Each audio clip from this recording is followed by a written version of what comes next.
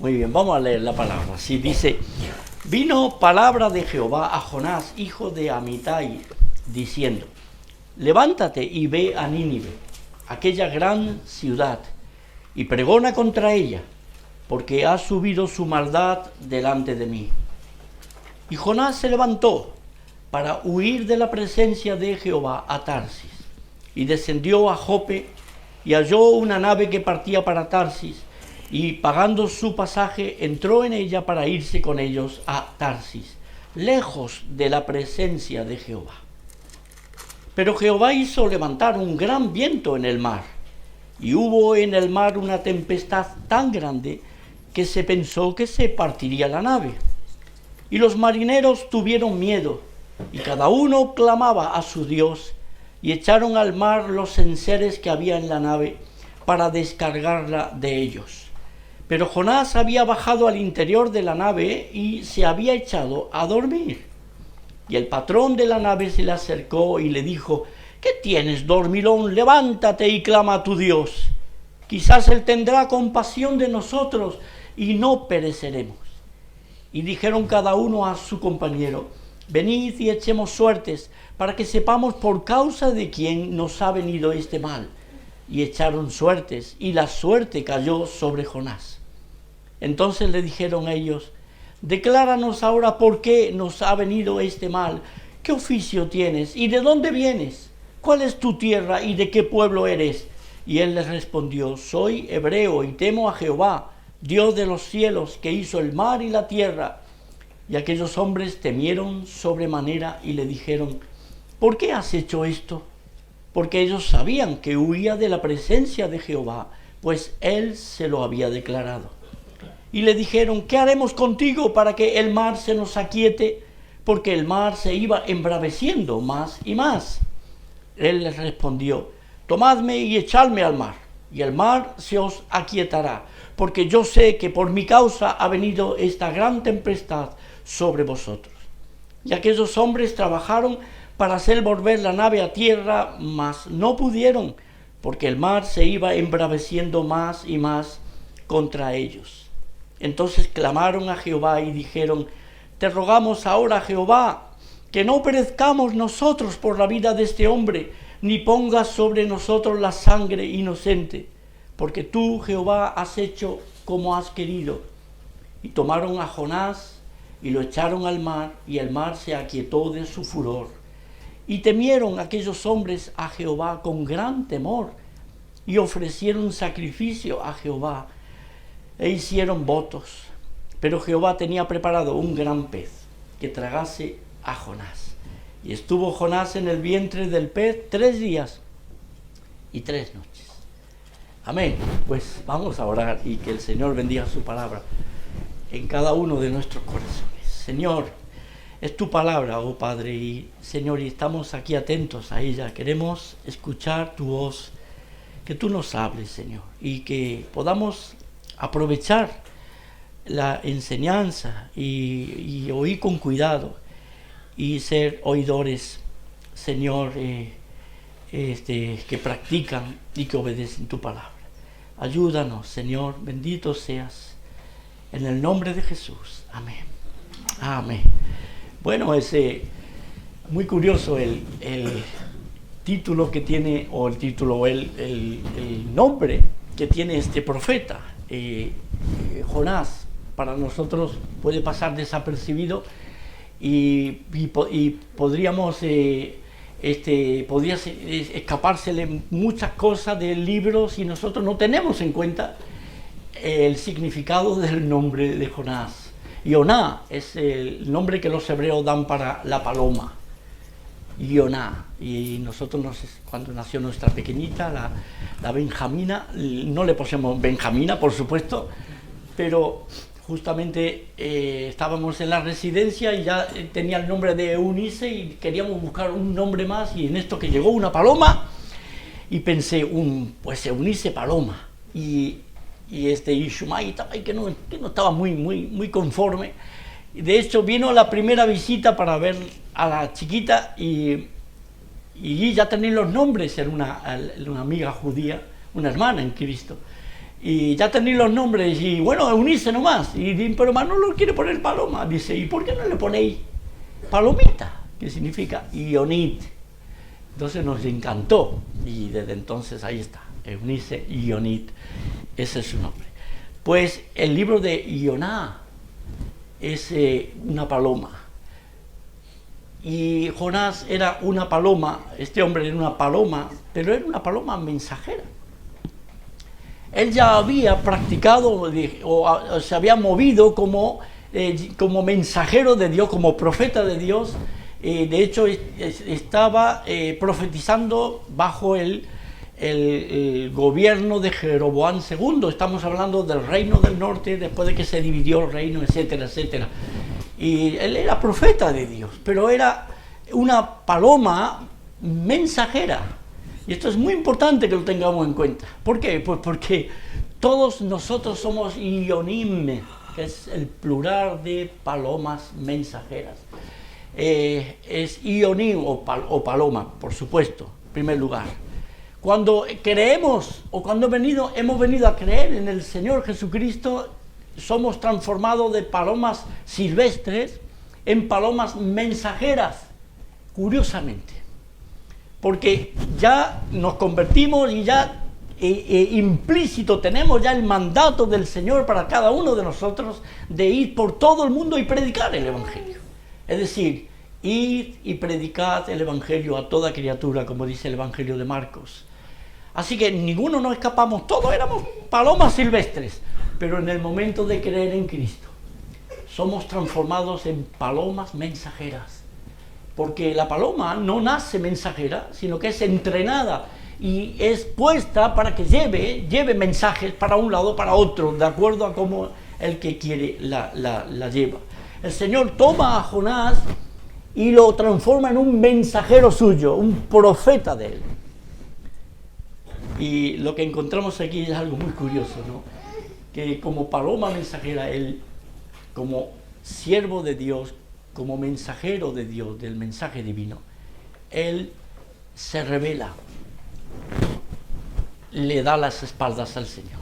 Dice la Escritura que Dios le dice a Jonás, ve a Nínive, aquella gran ciudad, y pregona contra ella, porque ha subido su maldad delante de mí. Y realmente es, podemos decir, lógico, o podemos entender el por qué Jonás se revela y da la espalda y vuela para otro lado y escapa. Precisamente es la primera vez, y de hecho si yo no entiendo mal las Escrituras del Antiguo Testamento, es el único profeta que es enviado por Dios a un pueblo pagano, un pueblo que no es el pueblo de Dios. Normalmente los profetas de Dios los levanta y van a Judá o pregonan a Israel, el reino del norte, pero a un pueblo pagano nunca. Y este profeta entiende, o él piensa de que el ir hacia Nínive, aquella ciudad que tiene que ver con un imperio asirio terriblemente malo y cruel, él como que se revela, no quiere ir hacia ese pueblo. Y entiende que si él pregona y él habla a ese pueblo, y tenía sus argumentos, tenía sus razones para no ir, sin embargo, no va y desobedece al Señor. Y es una desobediencia, como hemos leído, parcial, porque el Señor le dijo, levántate y ve a Nínive. Y él obedeció y se levantó, pero no fue a Nínive, se fue para el lado contrario. Y eso puede ocurrir con tu vida y con la mía, ¿verdad? Tener una desobediencia en nuestra reacción ante lo que el Señor pide para nosotros. Una obediencia parcial, que en definitiva es desobediencia. El Señor le dijo a Saúl, haz esto, y él hizo esto y esto no. Y desobedeció el Señor. Y le dijo el Señor que él prefiere la obediencia antes que los sacrificios y el prestar atención antes que el cebo de los carneros, porque él pide y demanda y espera de nosotros una obediencia completa, cabal y no a medias, como hizo Jonás. Él se levanta pero para huir hacia Tarsis. Y se va para allá y vemos realmente las consecuencias de esa desobediencia de este profeta. Se mete en el barco, quiere irse para Tarsis. Algunos piensan que era España en aquel tiempo, y todo lo contrario, Asiria estaba por allí y él se va para el lado contrario, 180 grados para el otro lado. Y vemos cómo a partir del versículo 4 el Señor pues tiene su plan, y él insiste, el Señor quiere que este profeta cumpla con su voluntad y mueve las circunstancias para que este hombre realmente pues recapacite y haga lo que el Señor quiere que hiciera y sea obediente. Se levanta esa tormenta en el mar, el barco está zozobrando, etcétera, y encontramos ahí a toda una marinería, todos desesperados. Dice la palabra del Señor que cada uno oraba a su Dios, y estaban ahí todos que pensaban que se morían y que ya la cosa se acababa.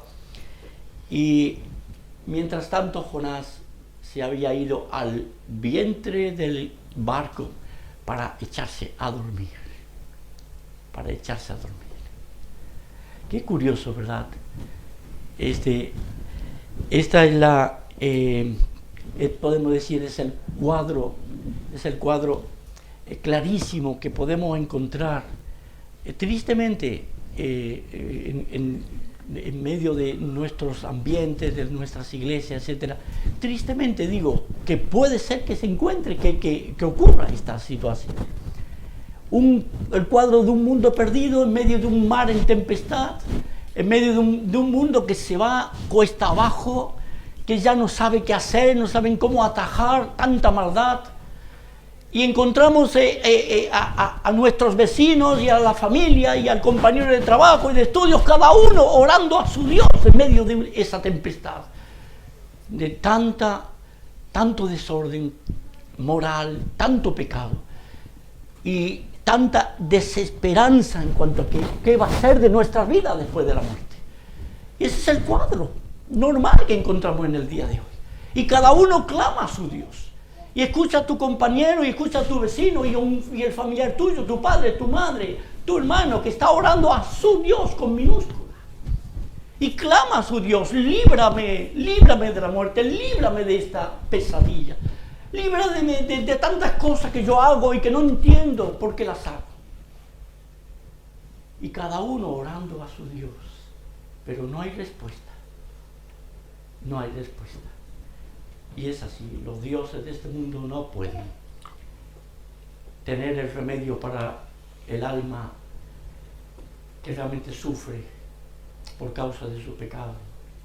Pero fíjense que nosotros, como Jonás, sabía la solución.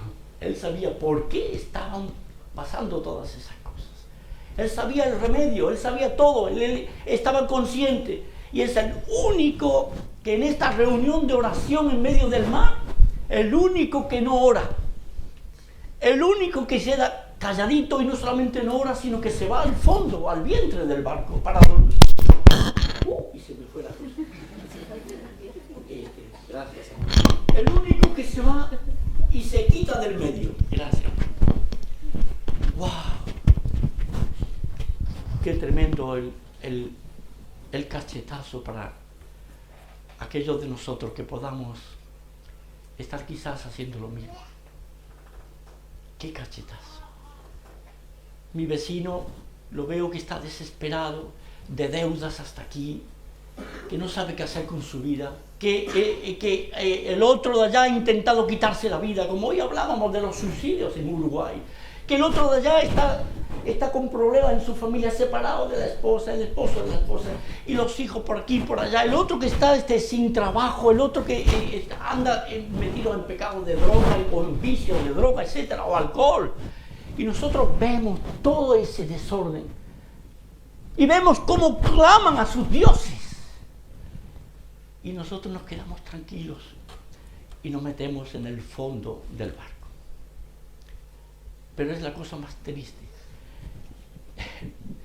poder ver a una paloma que está hecha para volar y poder ver una paloma mensajera que está hecha para llevar el mensaje y verla metida dentro del barco, dentro del vientre del barco. Otra vez, no estoy acostumbrado, perdón, y me muevo mucho. Hermanos, qué tremendo lo que tenemos que aprender en este capítulo de Jonás. Nosotros tenemos el mensaje del Evangelio. Tenemos el mensaje de alivio, de salvación, de perdón del pecado. Lo tenemos en el corazón, lo tenemos en nuestros labios. Lo tenemos por la experiencia, porque hemos creído en Cristo y hemos disfrutado ya y hemos vivido. Señor, qué bueno que tú me has salvado. Y somos los últimos que deberíamos de irnos a dormir mientras hay almas que están esperando que les hablemos de Cristo y le demos el mensaje de salvación. Este es el cuadro que encontramos aquí, un cuadro realmente terrible, viendo a un profeta de Dios, una paloma mensajera, irse al fondo de un barco. Nosotros no tenemos derecho, hermanos, de cerrar las puertas de la salvación nosotros por nuestra actitud o un corazón endurecido o por comodidad, por pereza, por lo que sea. No tenemos ningún derecho de cerrar la puerta a aquellos que están esperando que les hablemos del Señor. Y ese es el cuadro que vemos aquí en medio del mar. Y bendito sea Dios que por su misericordia Él permite que ocurrieran estos hechos que hay aquí. Al final Jonás y al final viene a ser una figura de lo que es la misma persona de Cristo, y por la sustitución él muere, o mejor dicho muere figuradamente cuando lo arrojan al mar, y entonces se calma la tormenta y esas personas pueden llegar a fijar sus ojos en Jehová y adorarle como el Dios de ellos a partir de esos momentos, porque fueron salvados, fueron aliviados de una muerte evidente. Esto es muy negativo si nosotros lo dejamos así nomás. Y de hecho, si tú quieres leer o estudiar un libro misionero, el último para aprender de un ejemplo misionero es el libro de Jonás. Jonás no estaba en sintonía con el corazón de Dios. Es negativo. Todo el rato resistiéndose, todo el rato procurando que ese pueblo fuera enjuiciado y cayera la ira del Señor sobre ellos. Y vemos, si lo vamos a analizar y lo vamos a estudiar y mirar, vemos cosas muy negativas, pero no quiero que quede así la cosa. ¿Por qué? Pues porque tenemos la contraparte para nosotros aprender y poder tomar el ejemplo y el patrón adecuado para nuestras vidas. Y no hay patrón más grande para nosotros que el del mismo Señor Jesucristo. No hay otro más grande. Es el mismo que cuando es propuesta y cuando se habla acerca de la salvación de los hombres, de la raza humana, el Hijo es el primero que se ofrece voluntariamente. Y aquí, como en la cabecera del libro está escrito de mí: vengo, oh Dios, para hacer tu voluntad. Quítalo primero y establece esto último, porque sacrificios y holocaustos por el pecado no te agradaron. Y aquí vengo, oh Dios, para hacer tu voluntad. Y obediente Él desciende y deja los cielos en su lugar junto al Padre, pero no para huir como otra vez. No para huir como hace Jonás. ¿Me escucháis? Sí. Uy, ya no dejé esto, hermano. Sí. Veo gritos nomás y esto. Pero no como Jonás para huir, sino voluntariamente. Él viene a este mundo y se humana, se hace carne y desciende a las partes más bajas de la tierra, como dice el Salmo 139. Mi embrión vieron tus ojos. Y Él encarna y es gestado, engendrado en el vientre de María, y crece como un bebé, y a los 9 meses es dado a luz, como tú y como yo, de los vientres de nuestras mamás. y crece en medio de este mundo. Y él viene con ese propósito de ir y humillarse en obediencia hasta la muerte, y muerte de cruz, como dice la palabra del Señor. Qué contraste tan tremendo con Jonás. El Señor obediente a su Padre, obediente hasta el final. Y no vino para poner un pie en la playa y estar ahí vigilando sus ropas, como se suele decir, nadar y vigilar las ropas, sino que él se metió hasta lo profundo del océano. Y hubo un momento en el cual no pudo pisar pie en tierra. Y tuvo que meterse para abajo, como dice el Salmo 69, mis pies no tocan.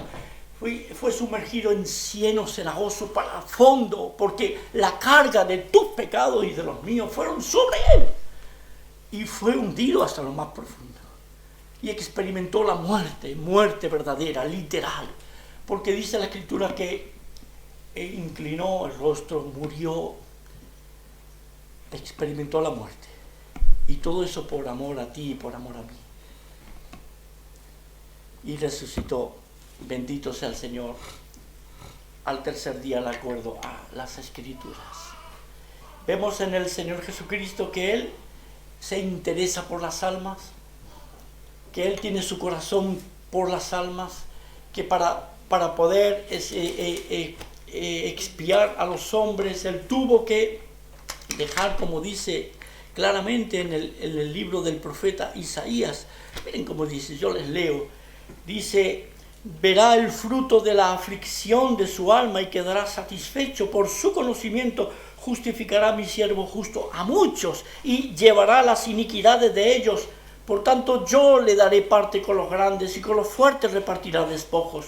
Por cuanto derramó su vida hasta la muerte y fue contado con los pecadores, habiendo él llevado el pecado de muchos y orado por los transgresores. Él estaba atento a la necesidad de las almas. No estaba buscando su propio bien, sino que estaba buscando tu bien y el mío, tu salvación y la mía. Y en el mismo madero ahí oró por los transgresores y dijo al Padre: Padre, perdónalos porque no saben lo que hacen. De manera que qué ejemplo y qué contraste con el profeta Jonás.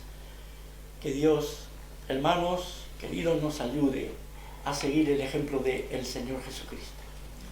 Ese es el patrón, Él es el modelo, el ejemplo a seguir para nosotros. Que podamos recordarlo, hermanos. Me alegro muchísimo que seáis una iglesia viva, que estéis con diferentes ministerios, servicios, actividades en la iglesia. Pero juntamente con nosotros, con nuestra familia, tengamos en cuenta lo que hemos aprendido en la mañana de hoy en el libro de Jonás.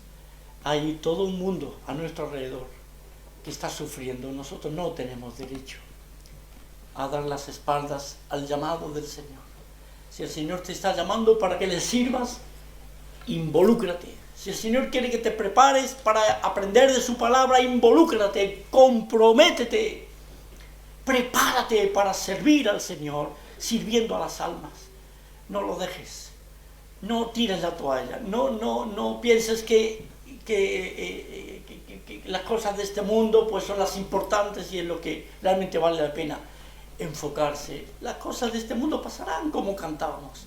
Hay una sola vida en esta tierra, y si ya eres un hijo de Dios, si ya has sido salvado, entrégala al Señor, enfócate en Cristo, siguiendo su precioso y bendito ejemplo. No seas como Jonás, sé como el Señor Jesucristo. Amén. Amén.